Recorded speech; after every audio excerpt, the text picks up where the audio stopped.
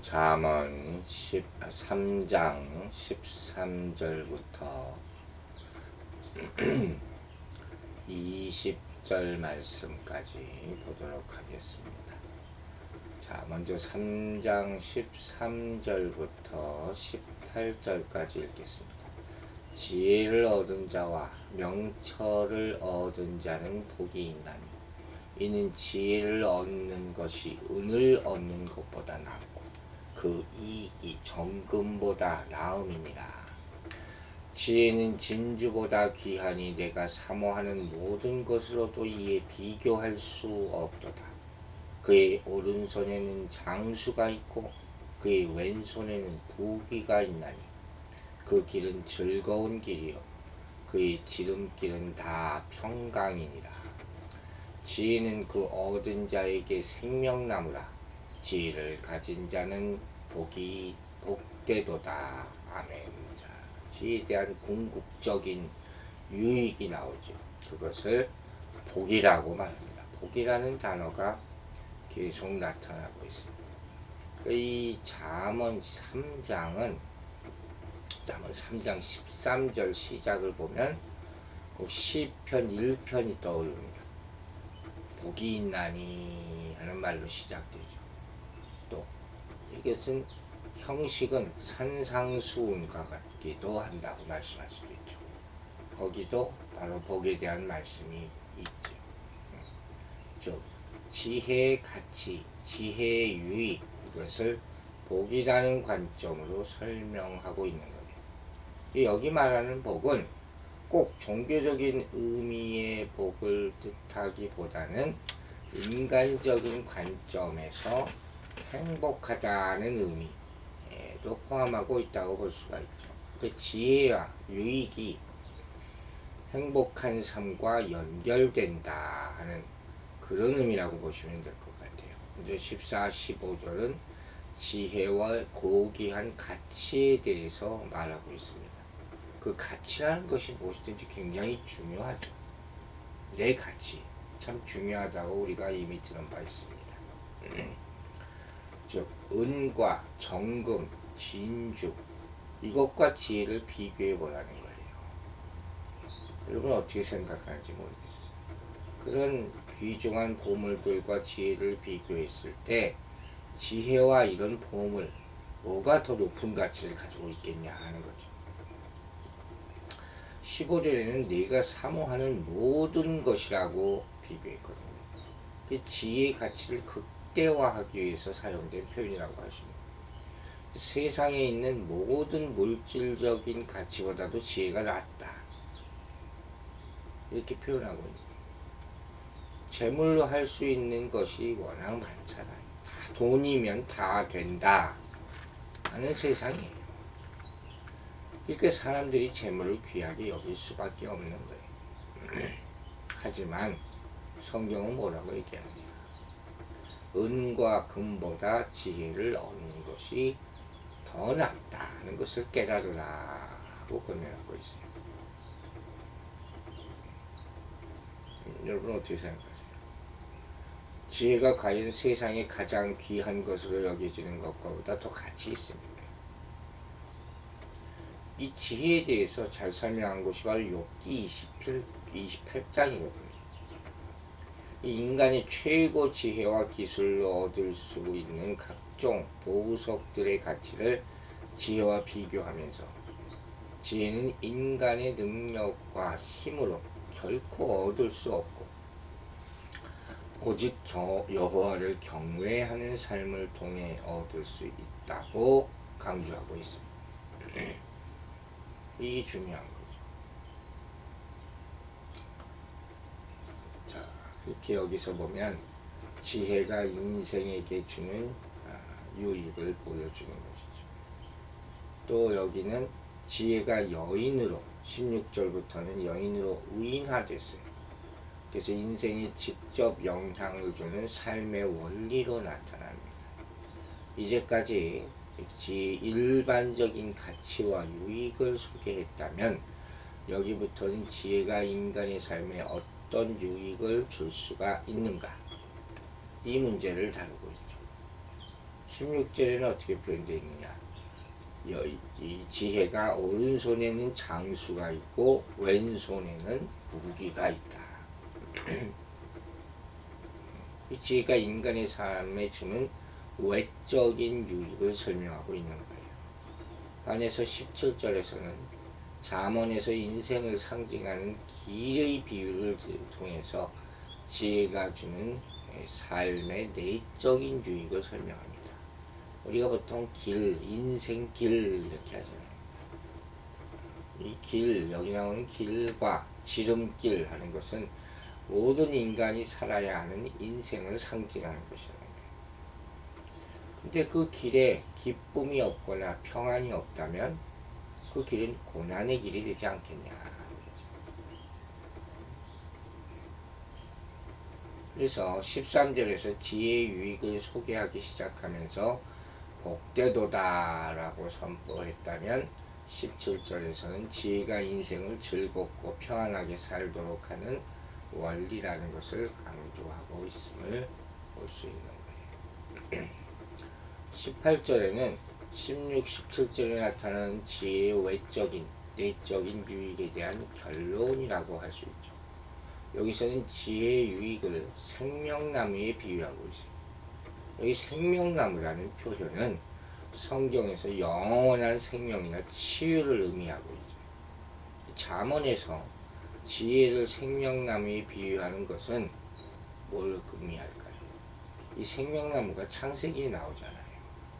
그래서 이 지혜가 갖는 창조시의 역할과 깊은 연관이 있고 또 지혜를 가진 자가 얻는 실제적 요인인 장수와도 깊은 연관이 있음을 보여주고 있는 거예요. 이런 얘기가 있어요. 배고픈 아이에게 물고기를 주기보다는 낚시하는 법을 가르치라는 탈무드의 격언이 있습니다. 탈무드라는 책 자체가 지혜의 말씀들이 담겨있는 책 아닙니까? 한번 읽어볼 만해요. 물고기 무슨 뜻이냐? 물고기는 한 끼의 배고픔을 해결할 수 있는 것이지만 낚시하는 법을 알게 되면 평생 끼니 문제를 해결해 주기 때문이다 하는 거예요. 이 지혜라는 것이 바로 낚시하는 법과 같다 하는 그런 얘기가 되겠죠. 이해가 가시죠?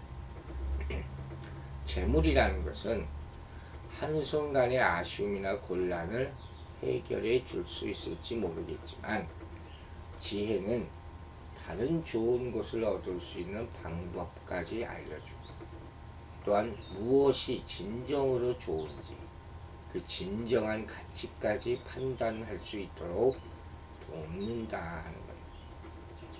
지금 우리가 문제들을 많이 겪고 있는 이유가 어쩌면 진정으로 좋은 것을 판단하지 못하고 지혜를 구하지 않았기 때문인지 아닌가 이 생각해 봐야 합니다 하는 말씀이에요.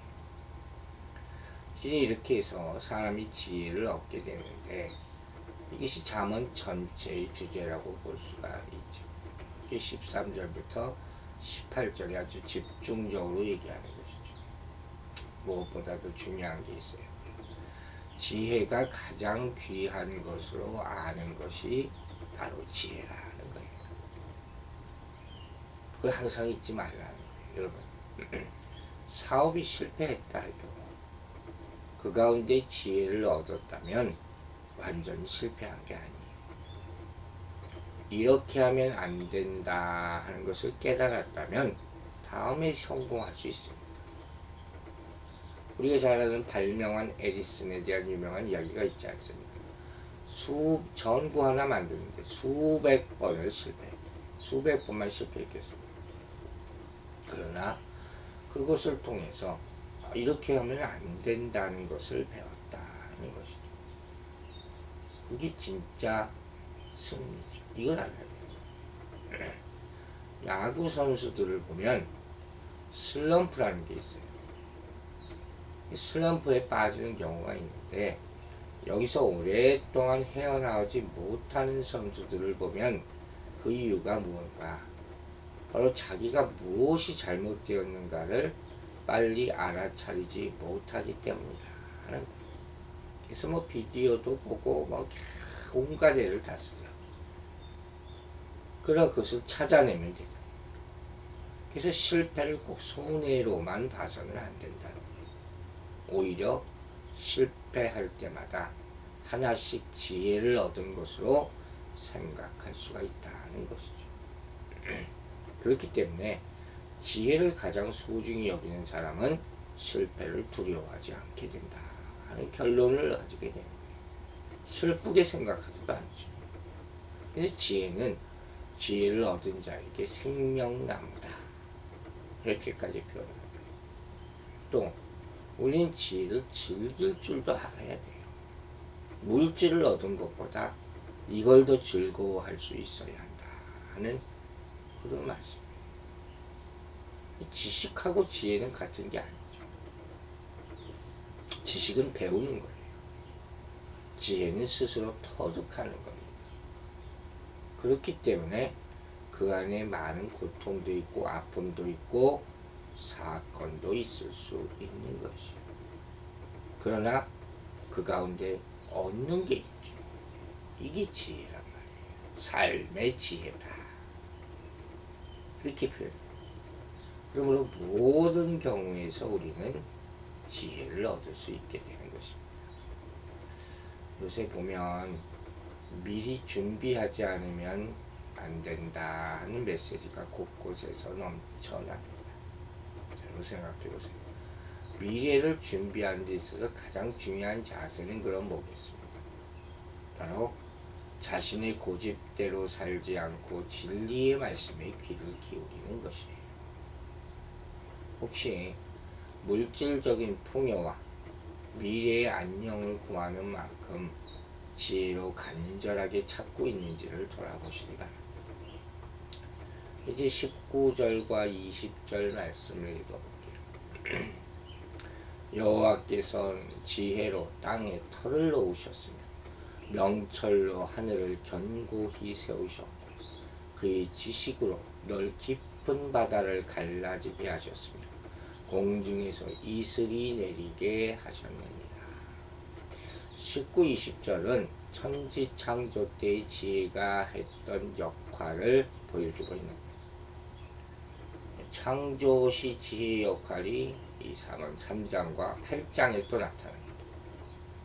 하나님이 세상을 창조하실 때 지혜는 창조의 도구로 세상의 토대가 되어서 창조의 원리가 되는 거죠. 하나님의 지혜죠. 창조 이후의 지혜는 또 만드는 데서 끝나는 것이 아니라 이 피조세계를 유지하고 움직이는 질서의 중심 역할을 하게 돼요. 그게 있어야지 우리가 살 수 있습니다. 아니면 혼돈이라 그러죠.